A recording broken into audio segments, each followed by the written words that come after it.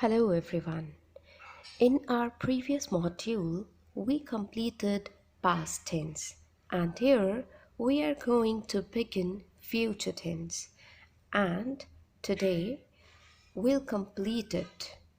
We will be discussing all its types, uses and rules including structure of different types of sentences.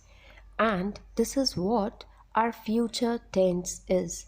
It talks about the time which is yet to come. For example, Sonu will write a book. That means he has not written the book yet and he will write it in the time to come. And here we can also see the subdivisions of future tense. First is simple future, future continuous, future perfect, and future perfect continuous. Let's begin with simple future tense and understand its structure. First example we have of an affirmative sentence. I will go to Thailand. Here we can see the structure. It is subject plus will or shall plus first form of the verb. Then we have negative one. I will not go to Thailand. Subject plus will not plus first form of the verb. Then we have interrogative sentence. Will plus subject plus first form of the verb plus question mark. Will you go to Thailand? Students, by now you must have understood that helping verbs will or shall are used in this sentence according to the subject. So let's understand these verbs in a better way. Students, here see will is used with all persons. I will, he will, she will come soon. Will you get me that pill? It probably will not snow tomorrow. We will, they will help you. Be it any subject, we can use will with that. But will is never used with I and we in interrogative sentences. And shall is used with I and we mainly to express situations. For example, shall I close the door? Shall we go to the theater tonight? It can also be used to make offers like offering one's help. For example, you look tired. Shall I fetch a glass of water for you? In modern English, will is preferred to shall, and as it is already stated that shall is mainly used with I and we to make an offer or suggestion or to ask for advice, and with the other persons like you, he, she, they, shall is only used in literary or poetic situations. For example, she shall have music whenever she goes, wherever she goes. And the pronunciation of shall is shall, not shall. Let's move to the uses of this tense. The simple future refers to a time later than now and expresses facts or certainty. Its first use is to predict a future event. For example, it will rain tomorrow. Next example we have, I'll pay for the tickets by credit card. So here with I or we, it expresses a spontaneous decision. Next we have, I'll do the washing up. He'll carry your bag for you. So it expresses willingness. The person is ready, is willing to do something. And unwillingness in its negative form, I will not leave until I have seen the manager. Next we have with I in the interrogative form using shall to make an offer. We have already done this, yet we can see another example. Shall I open the window? And we never use will with I and we in interrogative sentences. Reason being, Will is used with I and we in case of determination, promise, threat, certainty. So if such cases are there, such cases means if any promise is there, certainty is there, surety is there, then how can we raise a question by using will with I and we in interrogative sentences? So always keep this thing in mind.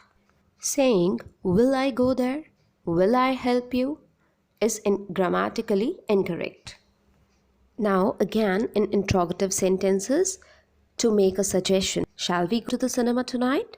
Shall we go for a walk? Now, with I in the interrogative form, using shall to ask for advice or instructions. What shall I tell the boss about this money? Then, with you to give orders, you will do exactly as I say. The person is exercising his authority. Then, with you, with the subject you, in the interrogative form to give an invitation. Will you come to the dance with me? Will you marry me? Will you join me for dinner tonight? Here we have future continuous tense with its structure. First we have an affirmative sentence. I will be singing in the concert tomorrow. Here we can see subject plus will plus BEP plus V1 plus ing. Then we have negative one. I will not be singing in the concert tomorrow. Subject plus will shall plus not plus be plus first form of the verb plus ing.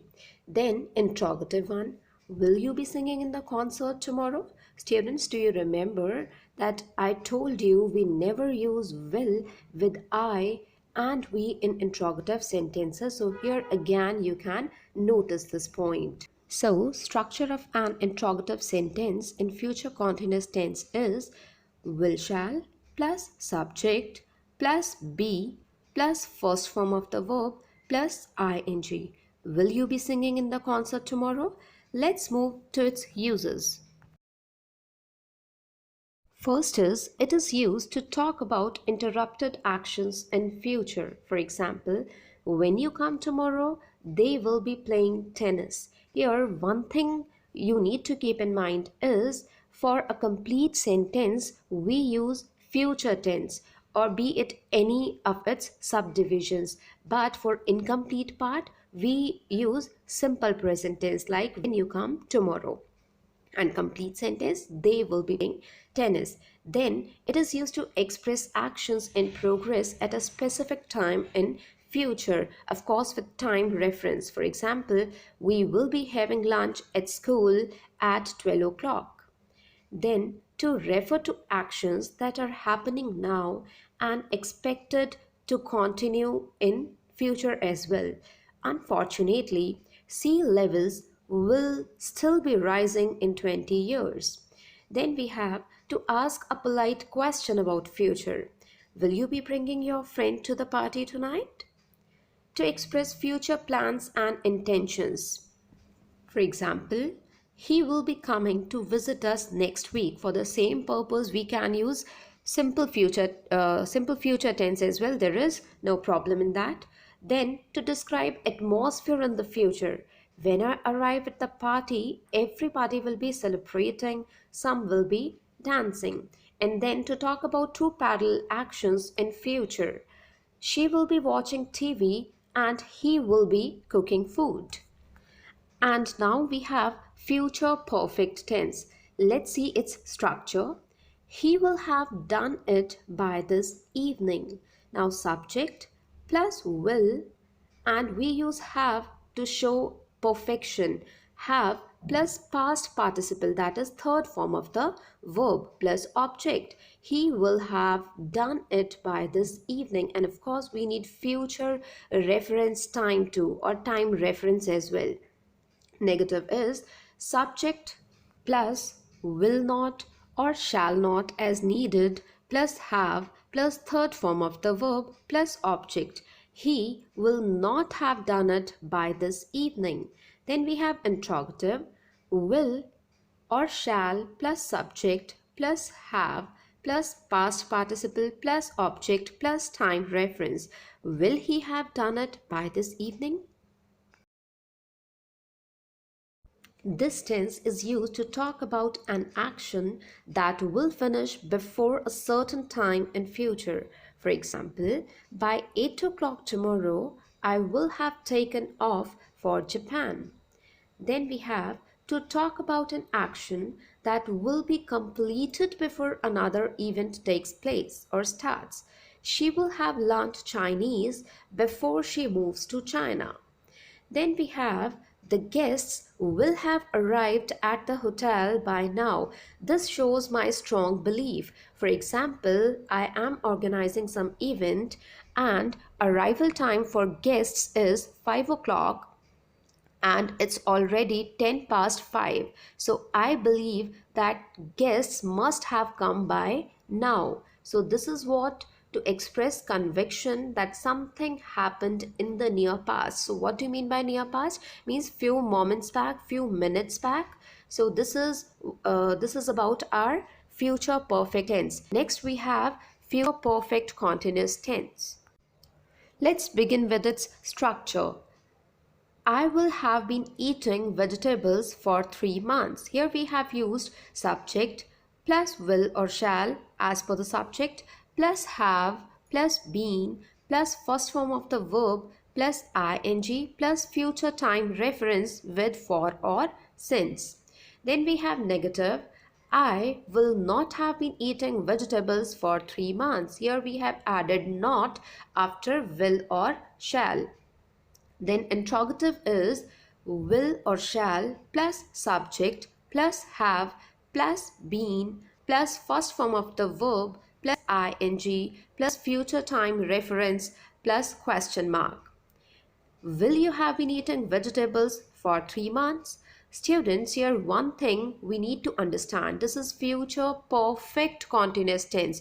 So for perfect, we need to use have plus third form of the verb. That's why we are always using been here because been is third form of the verb be. Be, was, been. And for continuous, we have to use first form of the verb plus ing. I hope this point is clear.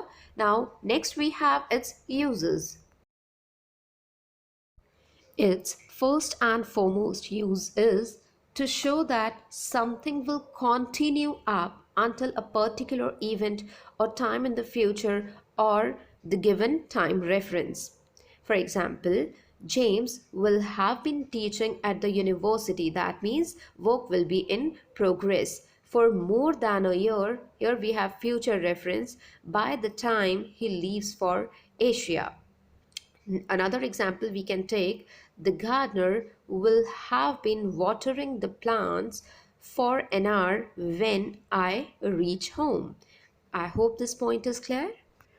Thank you for watching. Let's meet for your queries.